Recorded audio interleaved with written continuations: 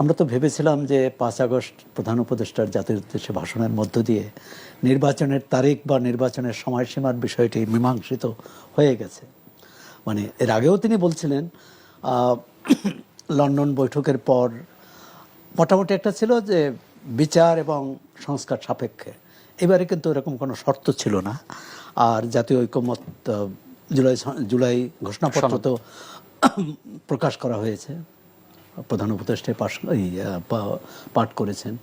আর জুলাই সনদ দিয়েও তো মোটামুটি রাজনৈতিক দলগুলো ঐকমত্যের কাছে মোটামুটি একটা ফ্রেমওয়ার্ক দাঁড়িয়েছে, কিভাবে এটা বাস্তবায়ন করা হবে সেটা নিয়ে আলোচনা হবে। এটা আইনি একটা ভিত্তি থাকতেই পারে, কারণ থাকাই উচিত মনে করি। কারণ পরবর্তীকালে যারা ক্ষমতায় আসবে তারা যদি পুরোটা নাকচ করে না দিতে পারে, এই সুরক্ষা থাকা দরকার আইনি, আমি মনে করি।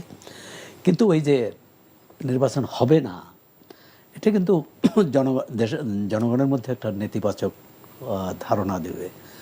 যে প্রধান উপদেষ্টা বলেছেন এই সরকার তো এনসিপি সহ এনসিপি, বিএনপি, জামাত ইত্যাদি এসব দলের সমর্থন নিয়ে এসেছে এবং তাদের প্রধান অঙ্গীকার কিন্তু নির্বাচন। কারণ 3টি নির্বাচনে মানুষ ভোট দিতে পারেনি, সুতরাং একটা সুষ্ঠু অবাধ নির্বাচন সবারই জন্য সবাই উদ্গ্রীব।